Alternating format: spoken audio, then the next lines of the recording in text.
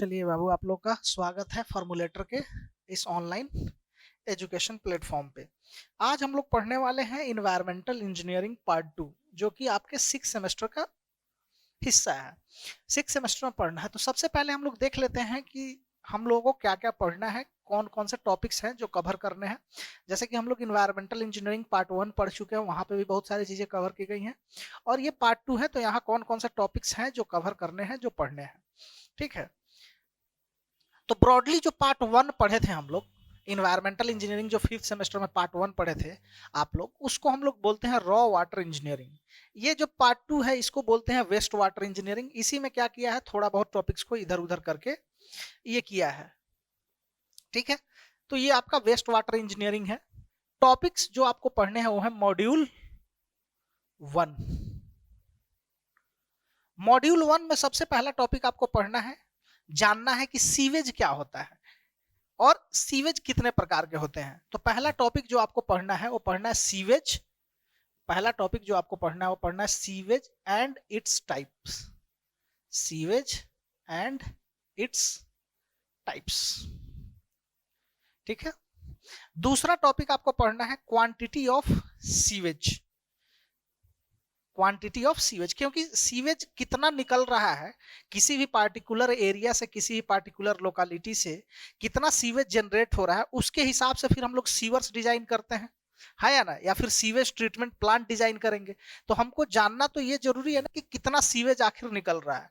अगर कम मान लेंगे तो फिर भी दिक्कत है, ज्यादा मान लेंगे तो फिर भी दिक्कत है। अगर कम सीवेज मान लिए, उस हिसाब से अगर सीवर्स का डिजाइन कर दिए, तो सफिशियंट अमाउंट में जो सीवेज निकल रहा है, जो सीवेज मेरे घर से निकल रहा है वो ज्यादा है, और सीवर का जो डिजाइन है वो कम अमाउंट के लिए किए हैं, तो हो सकता है चोकिंग हो जाए, हाँ या ना। तो इस सब चीजों से, या ज्यादा के लिए एस्टिमेट कर दे कि कम निकल रहा है, अगर ज्यादा के लिए एस्टिमेट कर दे तो हो सकता है कि सेल्फ क्लींसिंग वेलोसिटी को अटेंड ना कर पाए। ये बातें अभी समझ में नहीं आ रही हो, धीरे धीरे पढ़ेंगे तो सब समझ में आती जाएंगी। तो ये जानना जरूरी है कि कितना सीवेज जनरेट हो रहा है। तो क्वांटिटी ऑफ सीवेज, कहीं कहीं इसको लिखा रहता है estimation of sewage. Quantity of sewage या फिर estimation of sewage. Estimation of sewage. अगला टॉपिक पढ़ना है हम लोगों को sewage flow variation. Sewage flow variation. Sewage flow variation ये है क्या? जैसे पढ़ाएंगे हम आप लोग को सीवेज और सीवर्स, तो सीवेज का टाइप भी पढ़ाएंगे और सीवर्स का भी टाइप पढ़ाएंगे। उसमें सेपरेट पढ़ेंगे हम लोग, कंबाइंड पढ़ेंगे। ठीक है ना, तो वहां आपको ये बात समझ में आएगा कि ये flow variation, sewage flow variation क्या है। अभी के लिए सिर्फ टॉपिक लिखते चलते हैं, जब पढ़ेंगे तब डिटेल में पढ़ लेंगे। अभी बताते चले फिर बाद में बताएं, टाइम कंज्यूमिंग चीजें हो जाएंगी, उससे कोई फायदा नहीं है। जब पढ़ेंगे तब डिटेल में पढ़ लेंगे। नेक्स्ट है conveyance of sewage. Conveyance of sewage. अब सीवेज का कन्वेंस किसके जरिए होगा? ऑब्वियसली सीवर्स के जरिए होगा। तो बेसिकली इसमें हमको पढ़ना किसके बारे में है? सीवर्स के बारे में पढ़ना है।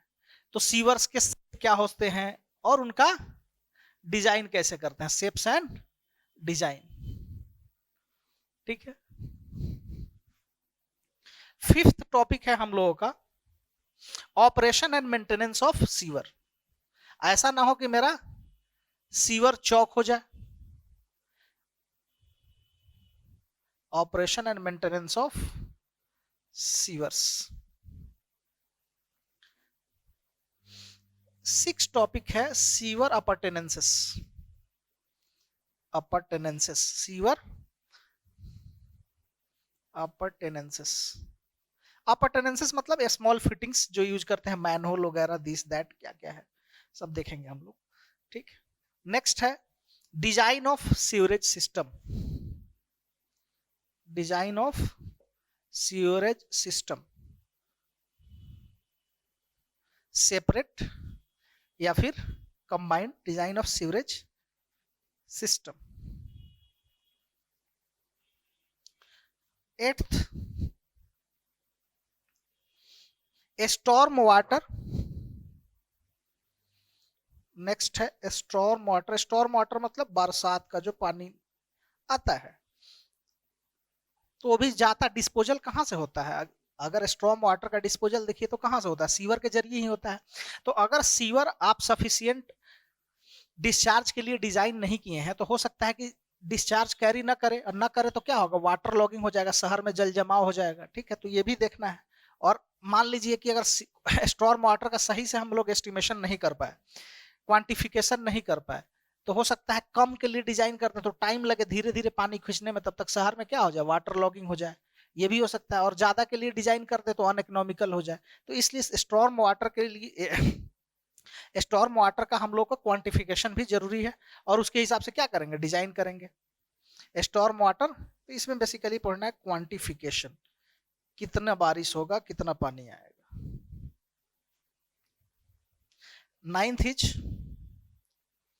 Pollution due to improper disposal of sewage.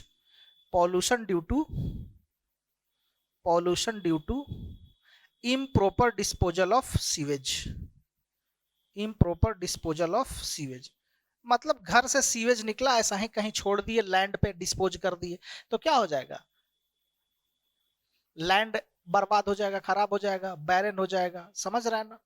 या फिर अगर रिवर में हम ले जाके ऐसा ही बिना ट्रीटमेंट के डिस्पोज कर दिए तो एक्वेटिक लाइफ डिस्टर्ब हो जाएगा, है या ना? उसमें मछली है, एक फ्लोरा एंड फौना है अपना, उसका एक्वेटिक लाइफ है। ठीक है, तो वो सब क्या हो जाएंगे? डिस्टर्ब हो जाएंगे। तो इसलिए जो भी है उनका प्रॉपर डिस्पोजल जरूरी है। Pollution due to improper disposal of sewage, pollution due to improper disposal of sewage. ठीक है, सब टॉपिक जब पढ़ेंगे तो डिटेल में पढ़ते चलेंगे। नेशनल रिवर क्लीनिंग प्लान, अभी जैसे क्लीन गंगा चल रहा है, national river cleaning plan, river cleaning plan. ठीक है, जैसे देखिए यमुना है, यमुना क्या है? ऑलमोस्ट एक गटर, एक नाले की तरह तब्दील हो चुका है यमुना। क्यों? क्योंकि यमुना किनारे दिल्ली, नोएडा और इधर कानपुर के आसपास, कानपुर में तो खैर गंगा है, इधर इतना छोटा छोटा इंडस्ट्रीज है और अपना वेस्ट जनरेट करता है, और वो सारा वेस्ट क्या है कि इसी यमुना में आता है। और दिल्ली का जितना हाउस होल्ड वेस्ट है, जितना इंडस्ट्रियल वेस्ट है, सब यमुना में आता है, और यमुना क्या हो गई? पूरी तरह से पॉल्यूट हो गई। उसी तरह से कानपुर के पास बहुत इंडस्ट्री है, अपना डिस्पोजल, सीवेज का डिस्पोजल कहाँ करते हैं? गंगा में। ठीक है, तो बहुत सारे गंगा किनारे शहर बसे हुए हैं, जैसे पटना बसा है, इलाहाबाद है, बहुत सारे शहर हैं गंगा किनारे। वो क्या करते हैं? अपना सीवेज कहाँ डिस्पोज करते हैं? गंगा में। अब गंगा में सीवेज का इतना डिस्पोजल हुआ कि गंगा पूरी तरह से पॉल्यूट हो गई और गंगा गंगा नहीं रही। तो समय के साथ हम लोग सजग हुए, हम लोग का ध्यान गया उधर कि ये बहुत जरूरी है कि हम लोग गंगा को बचा ले, गंगा को तबाह होने से बचा ले, क्योंकि गंगा हमारे लिए जरूरी है। तो फिर 2014 में एक क्लीन गंगा बोर्ड भी बना, मिनिस्ट्री भी बना, और प्लान भी बहुत सारे आए। तो नेशनल रिवर क्लीनिंग प्लान, उसमें बहुत सारे रिवर हैं, उनको क्लीन करने का क्या क्या है प्लान, उसके बारे में हम लोग को भी देखना है। ठीक है, उसके बाद है वेस्ट वाटर ट्रीटमेंट। तो वाटर हम लोग घर से निकल रहा है, वेस्ट वाटर, उसको ऐसा ही रिवर में तो डिस्पोज नहीं कर देंगे। ठीक है ना? उसको ट्रीट करेंगे। क्यों ट्रीट करेंगे? कैसे ट्रीट करेंगे? ये है waste water treatment, waste water treatment. ठीक है, वेस्ट वाटर में बेसिकली होता क्या है? 0.1% के आसपास सॉलिड होते हैं, 99% लिक्विड होते हैं। लेकिन उसमें जो सॉलिड होते हैं उसमें कुछ माइक्रो ऑर्गेनिज्म होते हैं, ऑर्गेनिक मैटर होते हैं। अगर उसको हम ऐसा ही रिवर में डिस्पोज कर दें तो जाके क्या करेंगे? फिर से वही एक्वेटिक लाइफ को डिस्टर्ब करेंगे, वाटर को पॉल्यूट करेंगे।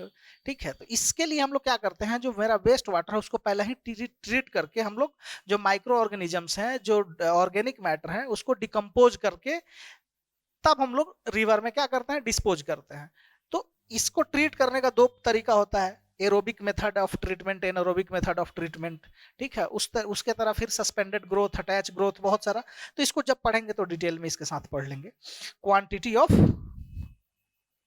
And next one is 10th, quality of waste water, quality of waste water, waste water.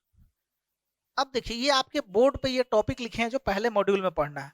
हम लोग पढ़ना शुरू करेंगे, ऐसा नहीं है एक ऑर्डर में हम लिख दिए हैं टॉपिक, ऐसा नहीं कि इसी ऑर्डर में कवर करेंगे, जैसे आपके सिलेबस में लिखा हुआ है उस हिसाब से हम लिख दिए हैं। अब कुछ चीजों को पहले हम लोग पढ़ेंगे, कुछ को बाद में पढ़ेंगे, लेकिन सारा एट द एंड कवर कर लेंगे। क्यों? क्योंकि मान लीजिए जो पहले लिखा है उसके लिए बाद में चीजें जो है वो पढ़ना जरूरी है, तब जाके ये चीजें बेहतर तरीके से समझ में आएगी। ठीक है ना? तो उस हिसाब से हम लोग चलेंगे अपने हिसाब से। तो ये सारे टॉपिक को कवर किए जाएंगे, not necessarily in the written order. Next है आपका मॉड्यूल 2। मॉड्यूल 2 बेसिकली आपका मॉड्यूल 2 जो है वो सॉलिड वेस्ट मैनेजमेंट या म्युनिसिपल वेस्ट मैनेजमेंट के ऊपर है। सॉलिड वेस्ट मैनेजमेंट या ये म्युनिसिपल वेस्ट मैनेजमेंट।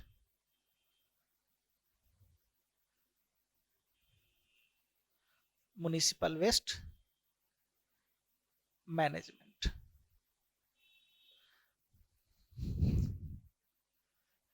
जो डे टू डे लाइफ में हमारे घरों से जो कूड़ा कचरा निकलता है वही है सॉलिड वेस्ट, जिसको हम लोग गार्बेज कहते हैं, ट्रैश कहते हैं, रबिश कहते हैं, वही है सॉलिड वेस्ट। ठीक है ना? अब जैसे अमेरिका वगैरह में इसके लिए कॉमन टर्म यूज किया जाता है गार्बेज या ट्रैश, ब्रिटेन में लोग यूज करता है रबिश। ठीक है? हम लोग इसको म्युनिसिपल वेस्ट एक जनरल टर्म है यूज करते हैं।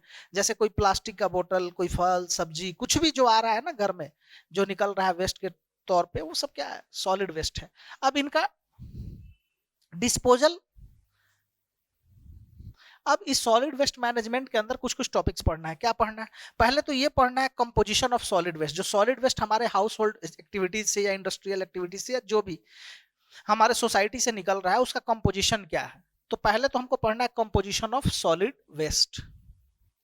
कंपोजिशन, इसमें बेसिकली हम लोग पढ़ेंगे physical and chemical, physical and chemical composition. ठीक है? नेक्स्ट टॉपिक है हमारा कि सॉलिड वेस्ट का कलेक्शन कैसे करेंगे हम लोग, उसको ट्रीट कैसे करेंगे और डिस्पोज कैसे करेंगे। ठीक है? तो नेक्स्ट है कलेक्शन, ट्रीटमेंट एंड डिस्पोजल। ठीक है? अगला टॉपिक पढ़ना है हम लोग को कि सॉलिड वेस्ट के सोर्सेस क्या क्या हो सकते हैं। सोर्सेस ऑफ सॉलिड वेस्ट, तो क्या सोर्सेस हो सकते हैं? एक तो मेरा हाउस होल्ड सोर्सेस हो सकता है, हाउस होल्ड एक्टिविटी से जो निकल रहा है। दूसरा कमर्शियल, जैसे कोचिंग इंस्टीट्यूट, कोई कंपनी, कोई ऑफिस। ठीक है? और तीसरा हो सकता है बड़ा कंपनी। तो बेसिकली सोर्सेस क्या हो सकते हैं? हाउस होल्ड सोर्सेस हमको पढ़ने हैं, कमर्शियल सोर्सेस पढ़ने हैं, any institutions, school, coaching, commercial and industrial.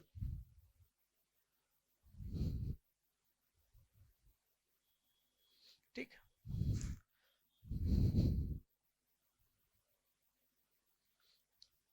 अगला हम लोग को पढ़ना है solid waste from construction activity. हम लोग जान रहे हैं कंस्ट्रक्शन एक्टिविटी एक मेजर सोर्स है सॉलिड वेस्ट जनरेशन का।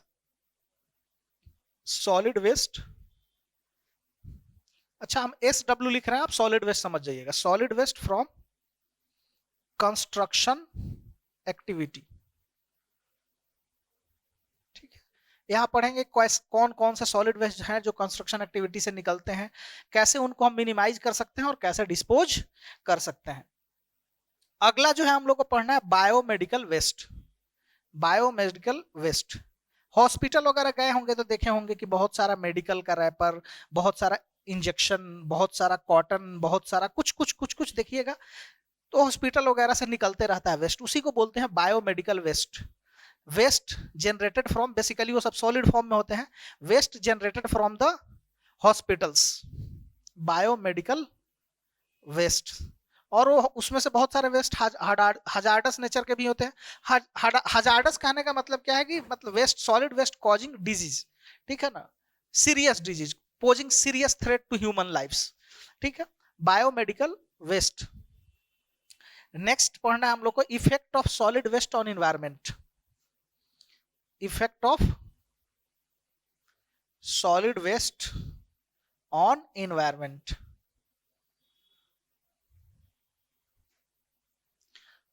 अगला पढ़ना है हम लोग को abatement of solid waste. Abatement मतलब होता है सबसाइडेंस, रिडक्शन, या पढ़ सकते हैं रिडक्शन या एबेटमेंट टर्म यूज कीजिए, ज्यादा बेहतर रहेगा। सॉलिड वेस्ट जनरेशन को कम कैसे करें? Abatement of reduction, abatement of solid waste, abatement of solid waste. तो हम लोग इसके लिए बहुत सारा टेक्निक पढ़ते हैं। पहले तो 3R टेक्निक चलता था, रिड्यूस, रीयूज, रिसाइकल। ठीक है, तो एक तो अपने चीजों, जरूरत की चीजें जो हो उसी को खरीदिए, फालतू का चीज खरीद के जमा मत कीजिए और कचरा ज्यादा पैदा मत कीजिए। रिड्यूस कीजिए अपने जरूरत को, जरूरत के हिसाब से ही चीजें को खरीदिए। और जो चीजें आप रीयूज कर सकते हैं उसको रीयूज कीजिए। ठीक है, और जो चीजें रिसाइकल हो सकती है उसको रिसाइकल फिर नए फॉर्म में कन्वर्ट कीजिए। इस तरह से आप सॉलिड वेस्ट के, सॉलिड वेस्ट जनरेशन को क्या कर सकते हैं? एवेट कर सकते हैं, सबसाइड कर सकते हैं, रिड्यूस कर सकते हैं, कम कर सकते हैं। अभी तो नया टेक्निक 3R की जगह 5R 4R भी चल रहा है, रिकवरी भी एक आ गया है टर्म। तो वही सब पढ़ेंगे हम लोग इसमें, 3R 4R 5R। ठीक है ना, reduce, reuse, recovery, recycle. Next, hazardous, hazardous waste. Hazardous waste का मतलब क्या है? Waste posing serious threat to life, waste posing serious threat to life. ठीक है, और कौन कौन से हजार्डस वेस्ट है, किन किन वेस्ट को हजार्डस वेस्ट के कैटेगरी में रखा गया है, ठीक है ना, जो रेगुलेटिंग अथॉरिटीज हैं उनके द्वारा, तो उस सबको भी इसमें पढ़ना है हम लोग को।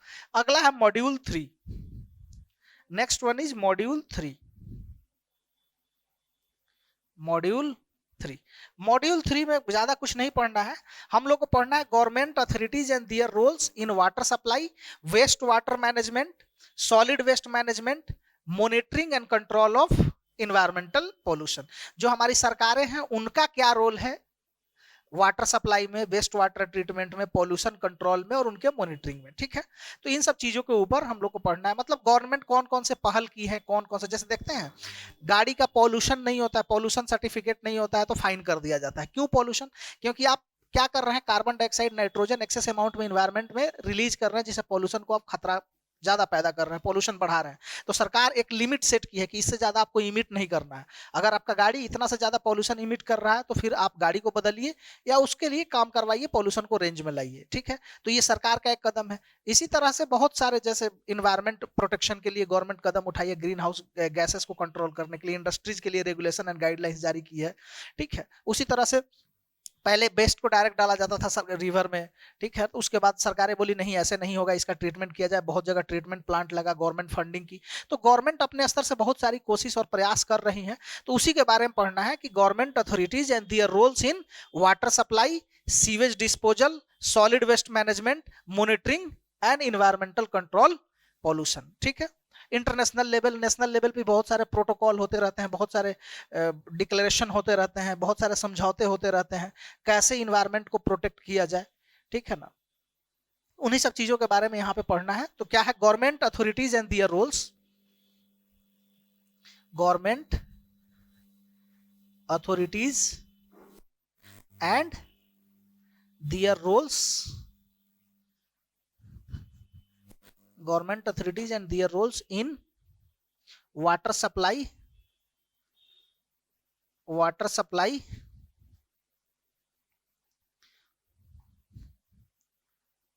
water waste water treatment, waste water treatment,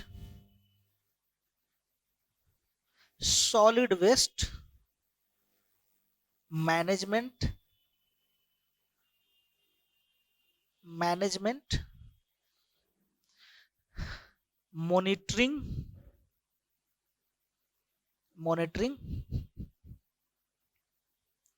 and control, environmental pollution control, environmental pollution control। देखते हैं अभी घर घर कचरा आता है लेने गाड़ी, ये क्या है, गवर्नमेंट का एक पहल ही है ना, ताकि सॉलिड वेस्ट जो भी जनरेट हो रहा है उसका हम लोग सही से डिस्पोजल कर सके। नहीं तो क्या पहले लोग कहीं ले जाके फेंक देते थे तो पॉल्यूशन ही क्रिएट होता था ना। सरकार एक अच्छा पहल की कि घर घर से डोर टू डोर कचरा होने लगा, गार्बेज पिकअप होने लगा, सॉलिड वेस्ट का पिकअप होने लगा। अब गवर्नमेंट क्या करती है, उस सब गार्बेज को पिकअप करके एक ड्रॉप पॉइंट होता है वहां ले जाकर रखती है, वहां सेग्रीगेशन होता है, छाटा जाता है और छाट के अलग अलग उनको सही तरीके से डिस्पोज किया जाता है। तो इन सब चीजों के बारे में हम लोग यहाँ पढ़ेंगे। चलिए बहुत बहुत धन्यवाद। इसको आप अगर लिखना चाहें तो लिख लीजिए, और एक टॉपिक हम लोग इधर से मॉड्यूल 1 से शुरू करते हैं।